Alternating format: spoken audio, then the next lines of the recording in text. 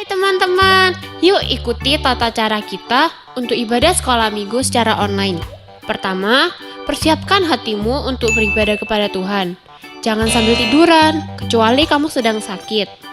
Kedua, persiapkan tempat terbaik untuk beribadah ya, bisa di ruang tamu. Hindari hal-hal yang mengganggumu dan membuatmu tidak fokus dalam beribadah, seperti menonton TV dan notifikasi HP kamu. Ketiga, persiapkan waktu dengan baik ya, termasuk jaringan internet. Kamu bisa mempersiapkannya 5 menit sebelum ibadah dimulai. Jangan melakukan kegiatan lain selama ibadah ya, seperti membuka media sosial, bermain game, atau yang lainnya. Keempat, gunakan pakaian yang baik ya selama ibadah, seperti kamu sedang pergi ke gereja. Jangan menggunakan baju tidur ketika beribadah ya. Kelima, bagi orang tua, ajak anak-anak untuk beribadah bersama. Ingat, kita beribadah kepada Tuhan loh.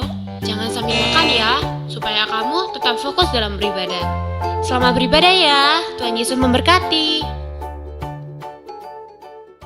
Selamat pagi adik-adik. Kira-kira masih semangat nggak adik-adik yang di rumah ya? Masih dong. Wah, Iya. Kalau masih semangat, kita mau memuji Tuhan dengan semangat. Kita mau ucap selamat pagi pada Tuhan. Biarlah pujian kita menjadi doa kita setiap kita bangun tidur. Yuk kita pujikan selamat pagi Bapa.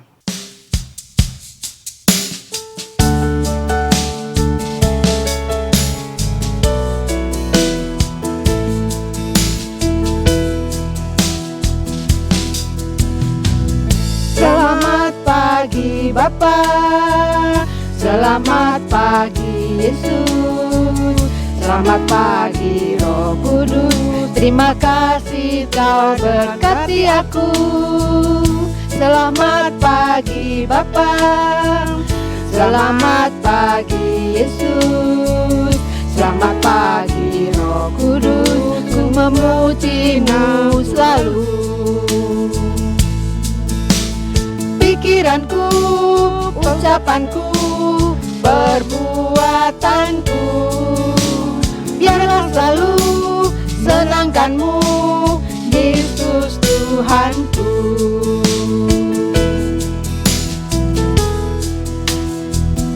Selamat pagi Bapa, selamat pagi Yesus, selamat pagi Roh Kudus. Terima kasih Kau berkati aku.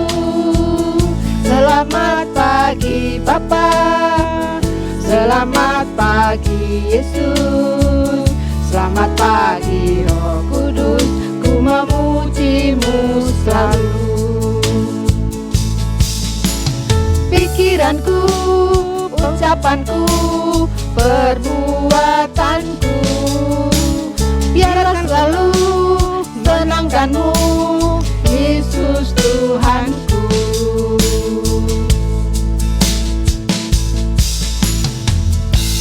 Nah, adik-adik kita tetap berdiri, kita akan bersama-sama masuk di dalam doa. Mari adik-adik kita berdoa. Tuhan Yesus, terima kasih kalau pada pagi hari ini Tuhan kami boleh kembali beribadah kepada Tuhan. Tuhan, kalau pada pagi hari ini kami boleh memuji dan memuliakan nama Tuhan. Tuhan, berkati kami Tuhan, berkati anak-anak, berkati untuk masa depannya, berkati studinya ya Tuhan. Kiranya Tuhan akan terus menolong anak-anak ini, sehingga anak-anak ini terus diberkati oleh Tuhan. Terima kasih Tuhan, terima kasih. Kami serahkan untuk kebaktian sekolah minggu pada pagi hari ini. Hanya di dalam nama Tuhan kami Yesus Kristus, kami sudah berdoa dan bersyukur. Amin. Amin. Nah, adik-adik, kalau di dalam rumahnya adik-adik dihadiri Tuhan Yesus, adik-adik senang enggak? Tentunya senang semuanya ya. Walaupun sekolahnya di rumah, Mak. Iya, juga senang. Juga senang. Nah, ngapa-ngapain di rumah, semua di rumah. Tapi harus tetap senang karena Yesus ada di dalam rumah kita. Yuk kita mau pujikan Yesus di dalam rumahku, senang-senanglah.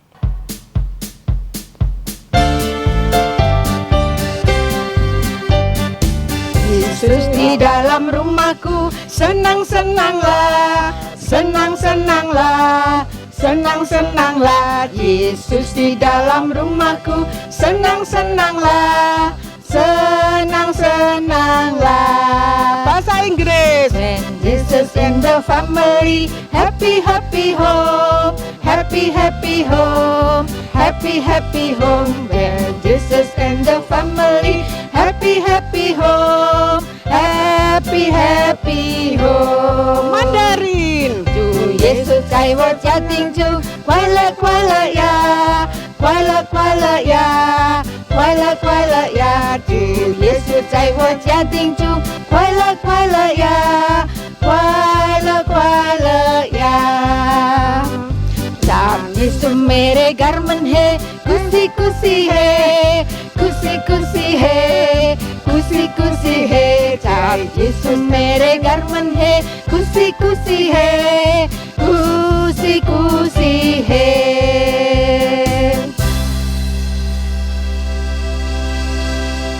Nah, Lose, karena Tuhan Yesus ada di dalam rumah kita, berarti ada sukacita selalu ya. Iya, semua adik-adik yang di rumah juga sukacita. Semangat ya, Semangat. karena kasihnya Tuhan itu begitu besar, Iya. begitu dalam ya. Tingginya pun tidak bisa Iya, melebihi. tidak terukur Tidak kasihnya terukur. Tuhan itu. Nah, adik-adik harus semangat di rumah karena Iya. kasih Tuhan itu sangat-sangat luar biasa. Ya. Lebar, sangat lebar, dalam bahkan melebihi laut. melebihi laut. Tingginya pun sangat tinggi, melebihi segalanya. Sungguh Ya. luar biasa Biasa, ya ya. cintanya Allah Tuhan pada kita.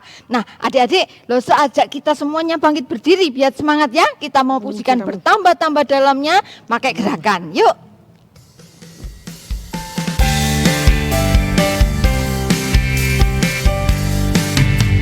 Bertambah-tambah dalamnya, bertambah-tambah lebarnya, bertambah-tambah tingginya, kasih Yesus dalamku. Bertambah-tambah dalam, bertambah dalamnya, bertambah-tambah lebarnya, bertambah-tambah tingginya, kasih Yesus dalamku. Dalamnya melebihi laut, lebarnya mengelilingi bumi, tingginya oh tinggi sekali kasih Yesus dalamku. Sekali lagi. Tambah-tambah dalamnya, bertambah-tambah lebarnya, bertambah-tambah tingginya, kasih Yesus dalamku. Dalamnya melebihi laut, lebarnya mengelilingi bumi, tingginya oh tinggi sekali kasih Yesus dalamku.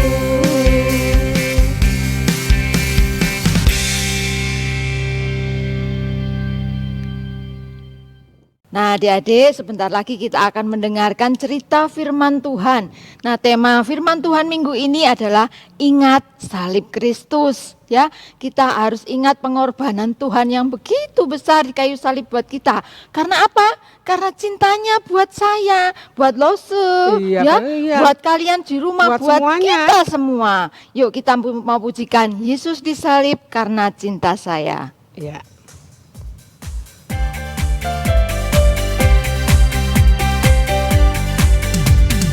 Yesus disalib karena cinta saya, cinta saya, cinta saya.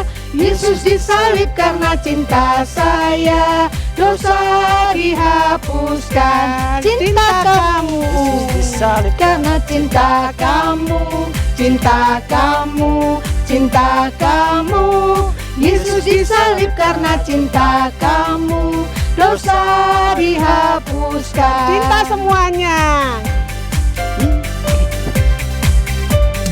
Yesus disalib karena cinta semua, cinta semua, cinta semua. Yesus disalib karena cinta semua, dosa dihapuskan.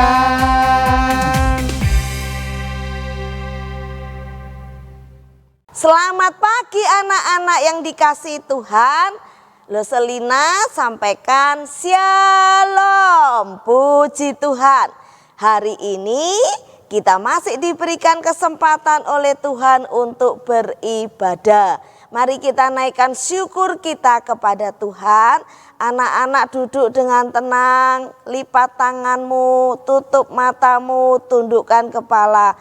Mari kita mohon pimpinan Tuhan di dalam doa.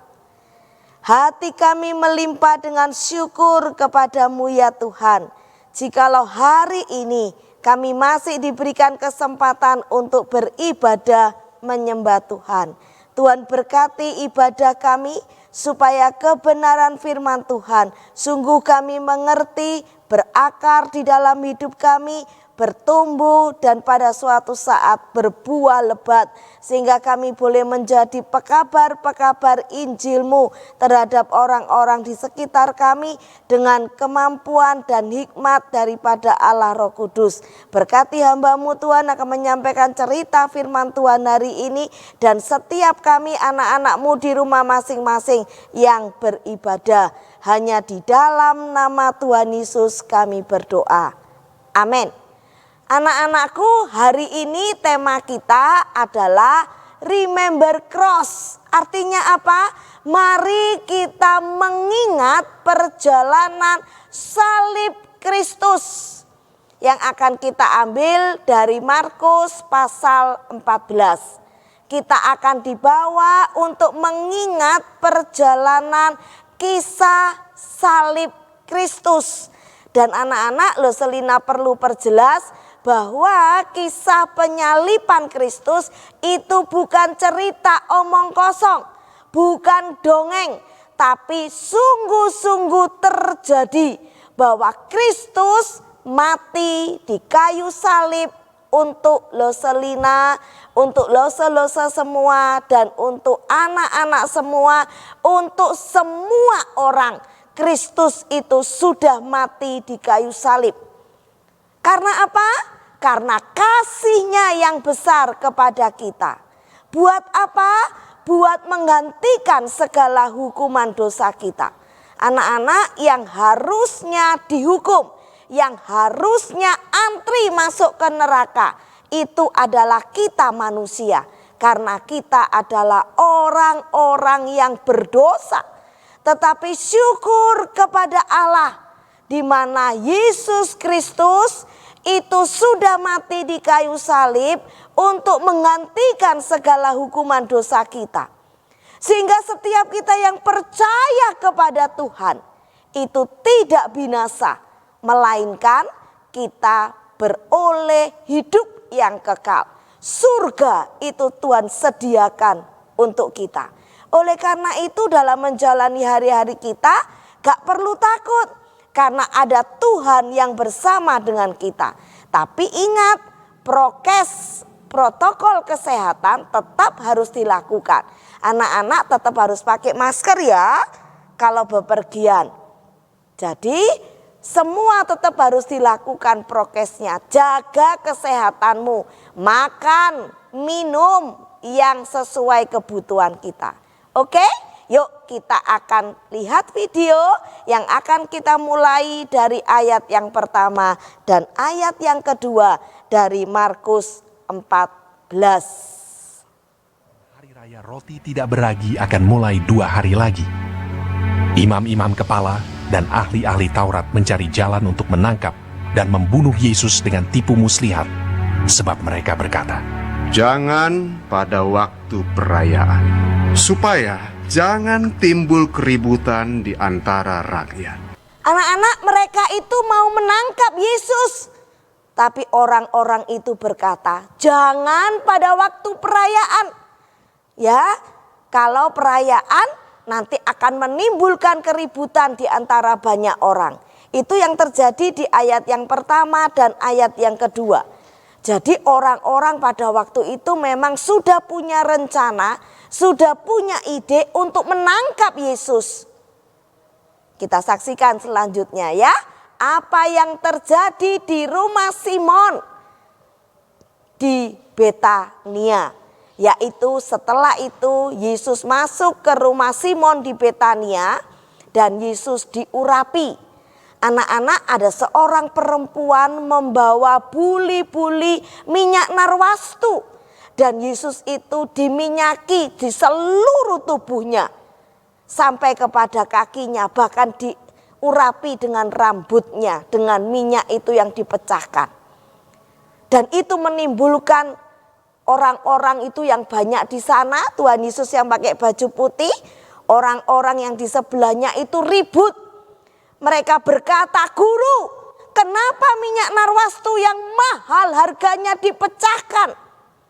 Tapi Yesus berkata, "Gak usah marah, gak usah gusar. Orang miskin itu selalu ada padaku dan ada pada kita. Tapi ingat, pengurapan yang dilakukan perempuan ini mengingatkan akan kematianku yang sudah semakin dekat." Anak-anak, hebat Tuhan kita. Dia Allah 100%, dia juga manusia 100%.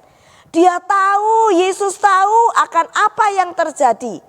Jadi dia berkata, apa yang perempuan ini lakukan, pengurapan itu akan mengingatkan akan kematian Kristus yang sudah semakin dekat. Kita lanjutkan, kita lihat video yang berikutnya. Lalu pergilah Yudas Iskariot, salah seorang dari ke-12 murid itu, kepada imam-imam kepala dengan maksud untuk menyerahkan Yesus kepada mereka. Mereka sangat gembira waktu mendengarnya, dan mereka berjanji akan memberikan uang kepadanya. Kemudian ia mencari kesempatan yang baik untuk menyerahkan Yesus. Anak-anak perhatikan, matanya Yudas Iskariot sangat tajam. Dan itu menunjukkan akan kejahatannya. Yang mau menyerahkan sang guru, yaitu Tuhan Yesus Kristus, kepada orang-orang yang mau menangkap Tuhan Yesus. Dan itu sudah disampaikan di dalam Markus pasal 14 ayat 10 sampai 11. Setelah itu apa yang terjadi, anak-anak yang dikasihi Tuhan? Penetapan Yesus makan Paskah dengan murid-muridnya. Pada waktu itu para murid berkata, "Guru, kita mau makan Paskah di mana?" Yesus berkata, "Karena Dia Allah yang Maha Tahu. Nanti akan ada orang yang akan bertanya kepadamu dan akan mengatakan, sudah disiapkan di sebuah rumah lengkap. Ada mejanya, ada piring berisi roti, dan ada cawan anggurnya." Dan ketika 12 murid itu berkumpul dengan Yesus, dan ini adalah perjamuan malam yang terakhir, Yesus mengambil cawan dan dia berkata, "Inilah tubuhku yang kuserahkan bagimu. Makanlah dan ingatlah akan daku." Yesus juga mengambil cawan, membagi-bagikannya kepada para murid, tetapi sebelumnya Yesus juga mengangkat cawan itu dan berkata, "Inilah darah yang kutumpahkan bagimu. Ingatlah, minumlah, menjadi peringatan akan daku." Anak-anak yang dikasihi Tuhan, sebelum Yesus mati di kayu salib, Yesus mengadakan perjamuan Paskah yang terakhir bersama dengan para muridnya. Itu untuk mempersiapkan hati para muridnya. Sekalipun sebenarnya para murid tidak mengerti apa-apa, tetapi Yesus sudah mempersiapkan segala sesuatunya dengan sempurna. Kita lanjutkan ya. Oke, setelah itu anak-anak yang dikasihi Tuhan,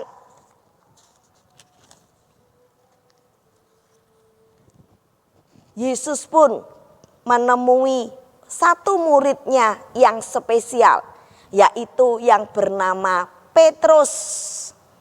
Anak-anakku, Tuhan Yesus berkata kepada Petrus, "Petrus, engkau akan menyangkal aku 3 kali sebelum ayam berkokok 2 kali.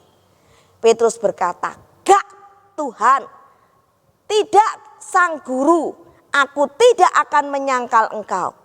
Aku akan tetap mengikut engkau. Aku tetap akan percaya kepadamu. Aku tidak akan menyangkal engkau. Anak-anakku, seringkali kita demikian bukan? Kita sombong, kita angkuh, kita dengan pedenya seperti Petrus. Tapi nanti kita mau saksikan apa yang terjadi dengan Petrus. Hati-hati anak-anakku ketika kita menjalani kehidupan kita. Kita ini lemah, kita ini tak berdaya. Jangan terlalu kepedean.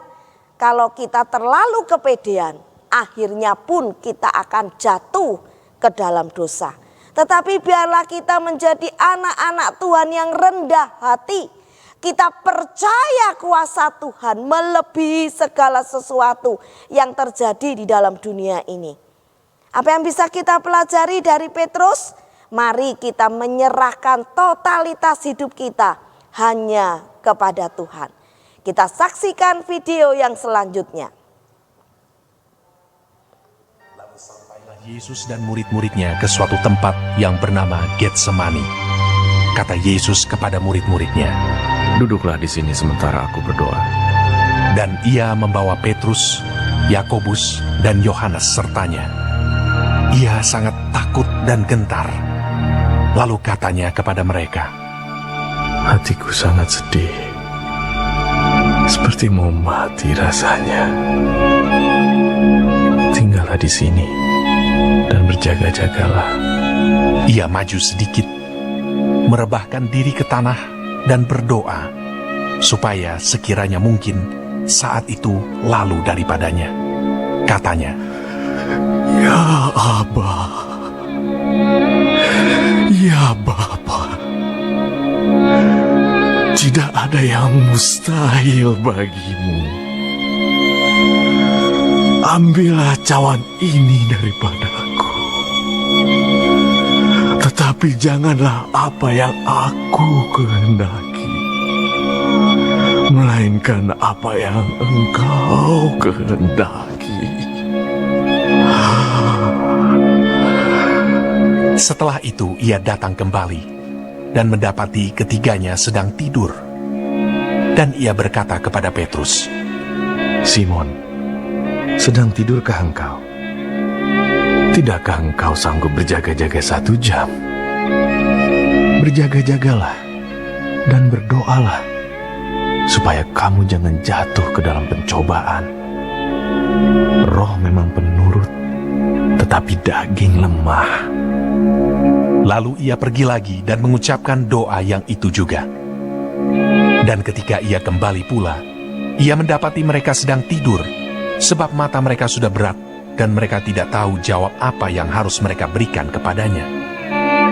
Kemudian ia kembali untuk ketiga kalinya, dan berkata kepada mereka, "Tidurlah sekarang, dan istirahatlah. Cukuplah. Saatnya sudah tiba. Lihat, Anak Manusia diserahkan ke tangan orang-orang berdosa. Bangunlah, marilah kita pergi. Dia yang menyerahkan aku sudah dekat." Anak-anak perhatikan, peristiwa itu terjadi di Taman Getsemani. Kematian Kristus bukan sesuatu yang mudah. Pengorbanan Kristus bukan sesuatu yang gampang. Kita lihat dalam video itu penderitaan yang dialami oleh Sang Juru Selamat. Seperti mau mati rasanya. Bahkan peluhnya seperti titik-titik darah. Pengorbanan yang luar biasa. Kesengsaraan yang amat sangat yang dialami oleh Tuhan Yesus Kristus. Sehingga dia berkata kepada para muridnya, "Tidak sanggupkah engkau berjaga-jaga 1 jam saja?" Lalu dia memberikan nasihat kepada para murid dan kepada kita hari ini. Berjaga-jagalah dan berdoalah. Anak-anakku, Tuhan mau kita itu selalu berjaga-jaga. Tuhan mau kita selalu berdoa. Anak-anak, dalam masa-masa pandemi seperti ini, berdoalah, berdoalah, berdoalah terus kepada Tuhan. Serahkan hidupmu kepada Tuhan. Jalinlah hubungan yang dekat dengan Tuhan. Karena waktu Tuhan akan segera tiba. Setelah itu anak-anak yang dikasihi Tuhan, tibalah waktunya Yesus ditangkap. Dan pada waktu itu diberikan satu tanda. Kita ingat tadi salah satu murid dari 12 murid, yaitu Yudas Iskariot. Ya, dia mendekati sang guru Yesus Kristus. Lalu dia mencium itu tandanya. Tapi ternyata ciuman Yudas Iskariot adalah ciuman maut. Setelah dicium Yesus, Yesus ditangkap karena itulah orangnya yang mau prajurit-prajurit itu tangkap. Dan ditukar hanya dengan 30 keping perak. Anak-anak yang dikasihi Tuhan, sangat tragis bukan? Tapi itulah yang terjadi. Ketika Yesus setelah ditangkap, bukan hanya itu, Yesus dibawa di hadapan mahkamah agama. Yesus diadili. Dan banyak orang berkata, salibkan, salibkan, salibkan dia.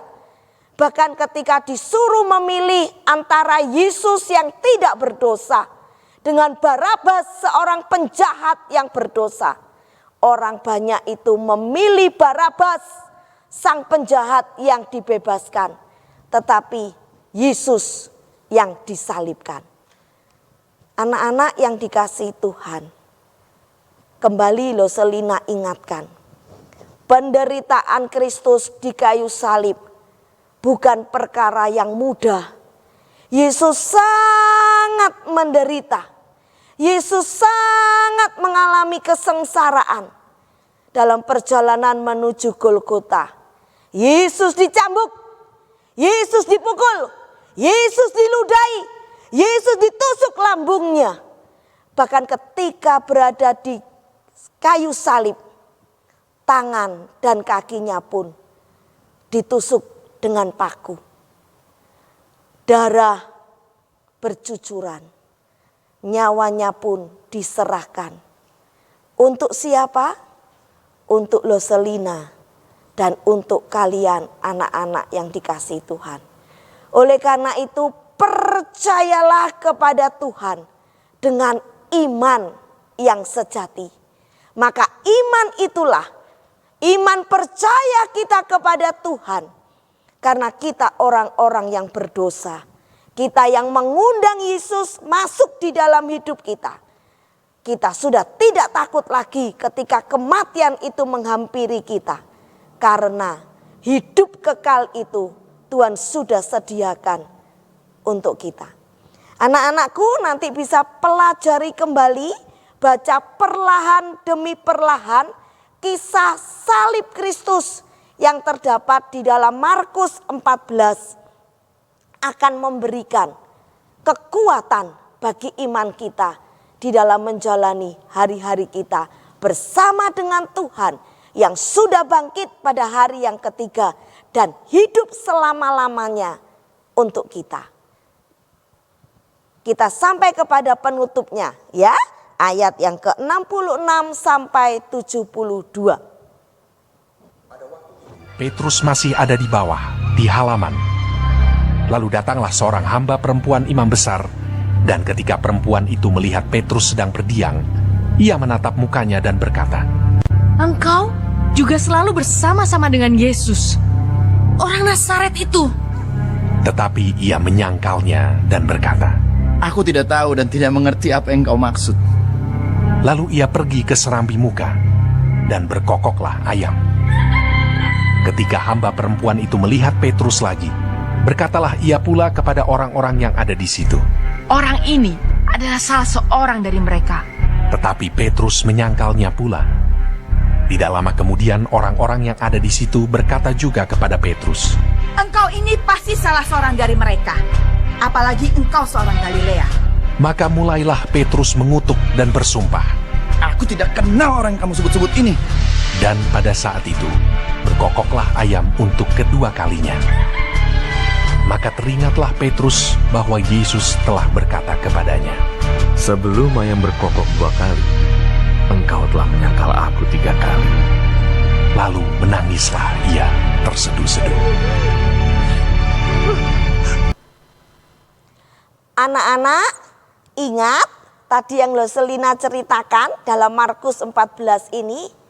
Ya, Petrus akhirnya menyangkal Tuhan Yesus 3 kali sebelum ayam berkokok 2 kali. Tepat seperti apa yang Yesus sampaikan. Anak-anak yang dikasihi Tuhan, kembali Loselina ingatkan.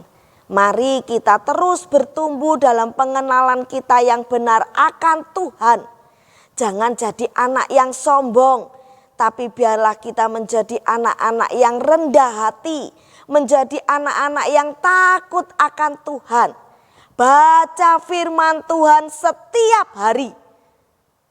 Jangan berkata, aku sudah baca loh, aku sudah baca, Ma. Tapi ternyata kita belum membacanya. Bohong jadinya. Tidak boleh ya. Tetap harus baca firman Tuhan setiap hari. Tetap harus banyak berdoa dan berdoa. Sekolah yang baik, kerjakan tugas dengan baik. Belajar firman Tuhan dengan baik. Beribadah setiap hari Minggu. Fokus hanya kepada Tuhan. Yuk kita sampai kepada ayat hafalan kita ya. Yang terdapat di dalam 2 Korintus 4 ayat 10. Ayat hafalan kita 2 Korintus 4 ayat 10. Anak-anak semua hafalkan ya. Sampaikan ke losenya masing-masing. Berkata demikian. Kami senantiasa membawa kematian Yesus di dalam tubuh kami. Supaya kehidupan Yesus juga menjadi nyata di dalam tubuh kami. Anak-anak yang dikasihi Tuhan, ayat hafalan kita 2 Korintus 4 ayat 10. Kami senantiasa. Anak-anak ganti nama kami dengan namamu ya. Loselina senantiasa membawa kematian Yesus di dalam tubuh Loselina.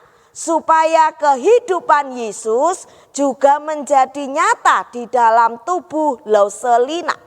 Oke, nanti ayat hafalannya begitu ya. Nama kami disebut dengan namamu masing-masing. Lalu setorkan semuanya. Tidak cuma anak-anak tertentu saja.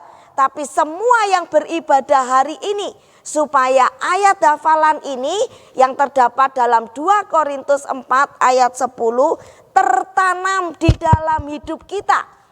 Bahwa kami, Loselina, senantiasa membawa kematian Yesus. Kita senantiasa selalu membawa kematian Yesus di dalam tubuh Loselina.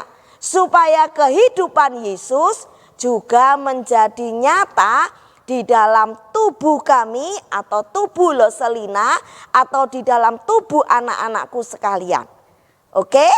Kiranya kematian Kristus itu sungguh nyata di dalam kehidupan kita dan kita dimampukan untuk menceritakan kematian Yesus kepada orang-orang di sekitar kita. God bless you. Tuhan memberkati kita semua. Kita berdoa ya. Bapa di surga, kami bersyukur untuk anugerah keselamatan. Di mana Allah telah mengutus Yesus Kristus, Putra Tunggal-Mu, mati di kayu salib menggantikan segala hukuman dosa kami. Kami bersyukur kepadamu Tuhan, bahwa kami anak-anak yang ada di rumah telah menerima anugerah keselamatan, mengundang Yesus menjadi satu-satunya juru selamat, dan kami dimampukan menceritakan kematian Kristus kepada orang-orang di sekitar kami. Berkati kami semua Tuhan, segala pujian, hormat, syukur hanya bagi nama Tuhan. Di dalam nama Yesus kami berdoa. Amin. Tuhan Yesus memberkati kita semua. Soli Deo Gloria. Nah, adik-adik, kita sudah mendengar firman Tuhan barusan kan? Mengingat pengorbanan Tuhan Yesus di kayu salib. Nah, maka kita harus bersungguh-sungguh karena Tuhan sudah memberikan nyawanya buat kita semua. Iya. Jangan lupa ya, ayat hafalannya di video kemudian dikumpulkan ke guru kelasnya masing-masing. Juga tugas SOAP-nya dikerjakan ya. Jangan lupa dikumpulkan ke gurunya masing-masing. Nah, jangan lupa, minggu ini ada 3 anak loh yang ulang tahun. Oh iya betul, ada adik-adik kita yang berulang Ada Reno, tahun. ya. Tanggal 3 Agustus ada adik kita Reno Ivander. Tanggal Selamat berapa ulang ingat ya? tahun, tanggal 3 loh. Oh, selamat ulang tahun Reno. Selamat ulang tahun. Lalu tanggal 4 Agustus ada adik kita Florencia. Selamat ulang tahun Flo. Tuhan Yesus berkati. Ya, dan satu lagi tanggal 8 Agustus ada Grace Natali. Selamat ulang tahun Grace. Tuhan berkati. Ya, nah nanti doa ulang tahun sama doa berkat akan disampaikan oleh Loselina. Iya. Sekarang kita waktunya untuk memberikan persembahan Losu kepada karena Tuhan. berkatnya Tuhan limpah-limpah buat kita Iya, setiap betul, hari. betul. Mari kita berikan persembahan sambil kita pujikan Aku diberkati.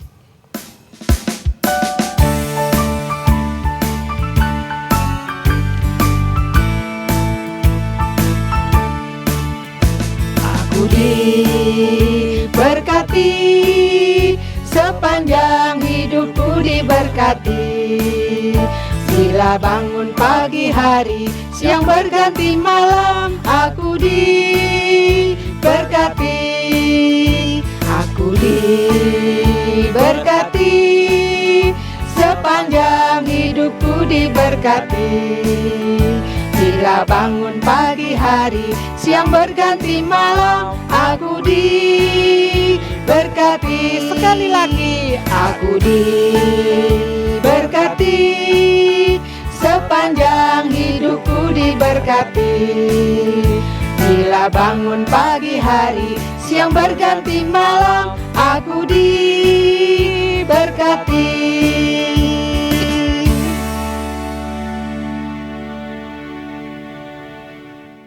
Nah, adik-adik, mari kita bersama-sama mengakhiri ibadah sekolah minggu pada pagi hari ini.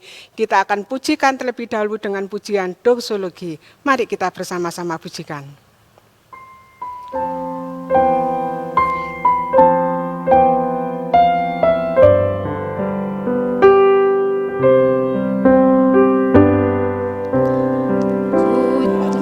Bapa, Putra, dan puji Allah Roh Kudus, ketikanya yang esa, pohon selamat, sumber berkat. Amin, amin, amin.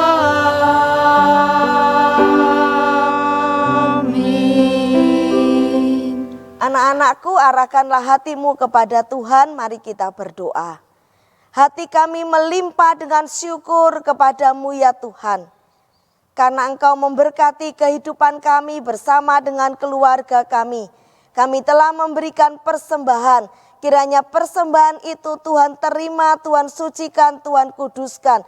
Sehingga boleh menjadi berkat bagi pelayanan di Komisi Anak Taman Firdaus GKT Efrata Genteng. Tuhan terima kasih, kami juga berdoa mengucap syukur untuk teman-teman kami yang berulang tahun. Hamba berdoa untuk Reno, berdoa untuk Flo dan juga Grace. Tuhan berkati hidup mereka di dalam masa-masa studi, Tuhan menyertai, terlebih Tuhan memberikan kesehatan yang baik buat Reno, Flo dan juga Grace bersama dengan papa, mama dan anggota keluarga yang lain. Terima kasih Tuhan, biarlah melalui bertambahnya usia mereka, mereka juga semakin cinta akan Tuhan, bertumbuh di dalam iman mereka kepada Tuhan. Terima kasih Tuhan, terima kasih untuk ibadah kami hari ini. Anak-anak, arahkanlah hatimu kepada Tuhan dan terimalah berkat Tuhan.